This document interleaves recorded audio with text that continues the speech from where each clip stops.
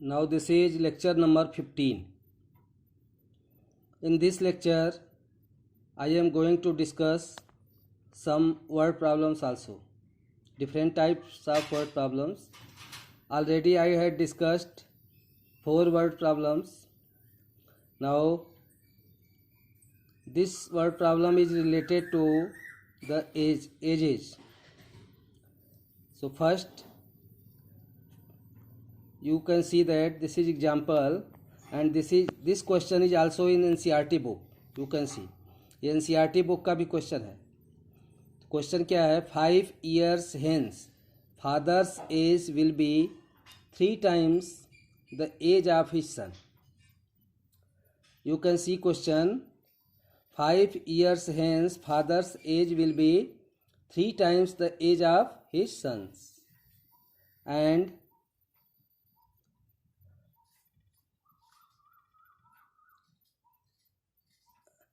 five years ago the father was 7 times as old as his son.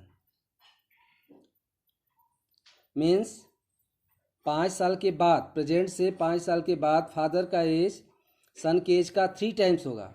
और 5 साल पहले 5 years ago father का age क्या था? सन के एज का 7 टाइम्स. तो what is the present ages of son and father? So let solution.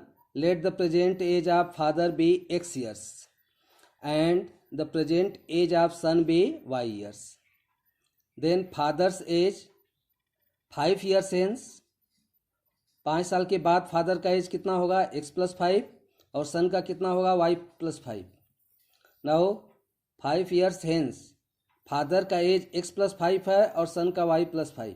तो जब ये इक्वेशन हम बनाएंगे तो x + 5 = 3 × y + 5. x + 5 = 3 × y + 5. यहाँ से ब्रैकेट रिमूव करें. x - 3y - 10 = 0. अच्छा, नेक्स्ट कंडीशन क्या है कि 5 years ago फादर का एज सन के एज का क्या होगा? 7 times. So what is the age of fathers? 5 years ago father's age x - 5 years. Son's age 5 years ago y - 5 years. अब इक्वेशन कैसे बनेगा कि ये फादर का एज है और y - 5 क्या है? सन का age. y - 5 is the age of son and x - 5 is the age of father. Now father's age was 7 times the son age. So we remove the bracket. 7y - 7 5 जा 35. देखो यहाँ father का as है, ये सन का as है. अब इसको हम ब्रैकेट रिमूव करेंगे तो x - 7y + 30 = 0. अब ये 2 इक्वेशन मिल गया है. एक यहाँ है x - 3y - 10 = 0, x - 7y + 30 = 0.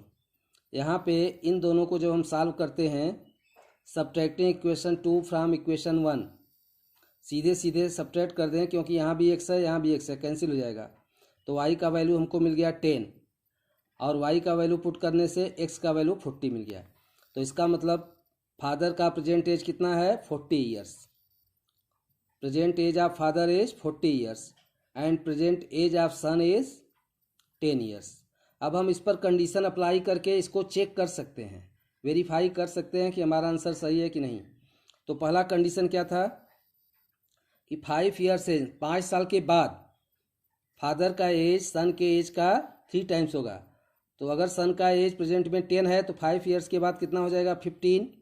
Father का एज 40 है तो 5 years के बाद 45. अब ये 15 हुआ, ये 45. तो 15 3 जा 45, 3 टाइम्स है कि नहीं है? तो ये पहला कंडीशन वेरीफाई हो गया. अब सेकेंड है कि 5 years ago मतलब 5 साल पहले सन का एज फादर के एज का, मीन्स फादर का एज सन के एज का 7 टाइम्स था. तो 5 साल पहले सन का एज कितना होगा? 10 - 5 कर दो तो 5 years. और 5 years पहले फादर का एज 40 - 5, ये कितना हो गया? 45 years. 35. 40 - 5 this is equal to 35 years. और सन का एज 5 years. तो 5 7 जा 35, 7 टाइम्स है कि नहीं? तो 5 years ago 5 साल पहले फादर का एज सन के एज का 7 टाइम्स था। तो इस तरह से दोनों कंडीशन वेरीफाई भी हो गया और ये क्वेश्चन एनसीईआरटी बुक का है। नेक्स्ट हम एक और क्वेश्चन डिस्कस करने जा रहे हैं। यहाँ पे देखो, ये भी एनसीईआरटी बुक का क्वेश्चन है। This is question number 2, NCERT book का है। Ritu can row 20 kilometre and in 2 hours. Ritu can row downstream 20 kilometer in 2 hours and upstream 4 kilometer in 2 hours. Downstream में 20 किलोमीटर 2 आवर्स में और अपस्ट्रीम में 4 kilometres 2 hour में। Find her speed of rowing and speed of current. Speed of rowing, speed of current दोनों निकालना है। तो देखो ऐसे क्वेश्चन में क्या करते हैं, ये एनसीईआरटी बुक का क्वेश्चन है, हमने पहले ही कह दिया है। Let the speed of rowing be x kilometre per our.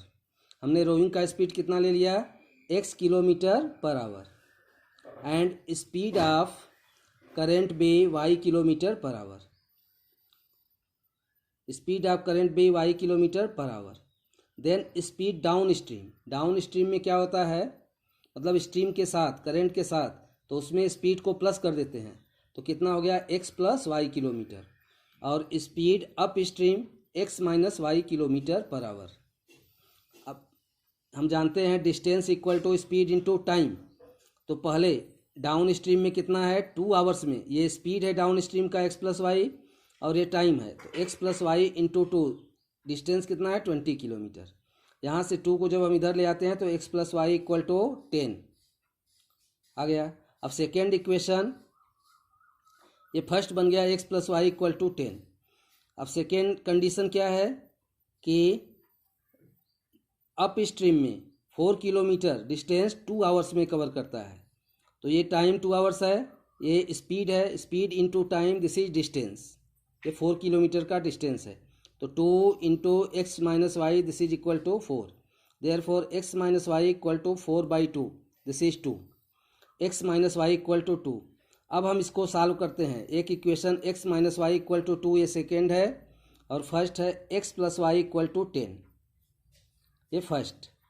यहाँ से वाई कैंसिल हो गया, 2x इक्वल टू 12, तो x equal to 12/2, 6 kilometre per hour. x क्या लिए थे, speed of rowing. Speed of rowing मतलब बोट को चलाने का स्पीड 6 किलोमीटर पर आवर। अब फर्स्ट में अगर हम पुट कर दें 6 plus y, this is equal to 10, y equal to 4 kilometre per hour.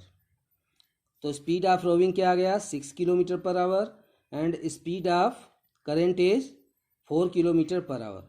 अब हम इसको वेरीफाई कर सकते हैं। तो पहला कंडीशन क्या था कि डाउन स्ट्रीम में 20 किलोमीटर, तो 20 किलोमीटर। अब स्पीड डाउन स्ट्रीम क्या होगा, x plus y. X plus y का मतलब 6 प्लस 4, 10 किलोमीटर पर आवर। अब 2 आवर्स में कितना जाएगा, तो 10 इंटू 2 कर दो, 20 किलोमीटर। तो डाउन स्ट्रीम का डिस्टेंस कितना है, 20 आ जाएगा। और सेकेंड कंडीशन क्या है, speed up stream. Up stream का मतलब रोविंग का जो स्पीड है उसमें से बोट के रोविंग का जो स्पीड है उसमें से करंट के स्पीड को हम क्या करते हैं, सब्ट्रैक्ट कर देते हैं। तो x minus y equal to 2, x की जगह पे क्या लिखेंगे, 6 माइनस 4, 6 माइनस 4 कितना हुआ, 2। अब 2 आवर्स में तो स्पीड अप स्ट्रीम 2 आवर्स, और 2 आवर्स में कितना होगा, 2 2 जा 4, तो 4 किलोमीटर अप स्ट्रीम। इस तरह से देखो हमने 2 क्वेश्चन अभी इसमें डिस्कस किया है। एक स्पीड का है और एक क्वेश्चन एज का है। तो ये जितना भी क्वेश्चन वीडियो में डिस्कस किया गया है, यही क्वेश्चन आपको सिर्फ कर लेना है, उसको प्रिपेयर कर लेना है। जो भी क्वेश्चन है, 2 अभी हम किए हैं, नेक्स्ट वीडियो में भी 2 क्वेश्चन हम डिस्कस करेंगे। तो ये 4 क्वेश्चन ही आप नोट करके प्रिपेयर कर लीजिए। ये दोनों क्वेश्चन एनसीईआरटी बुक का है। हम कुछ एनसीईआरटी बुक का भी क्वेश्चन दे रहे हैं और कुछ आप लोगों को साइड बुक से भी डिफरेंट टाइप के क्वेश्चन दे रहे हैं। तो आप अभी सिर्फ जितना क्वेश्चन वीडियो में डिस्कस कर रहे हैं, वही क्वेश्चन को क्लास वर्क कॉपी में लिखिए और उसी को प्रिपेयर कर लीजिए। उतना ही आपके लिए सफिशिएंट होगा।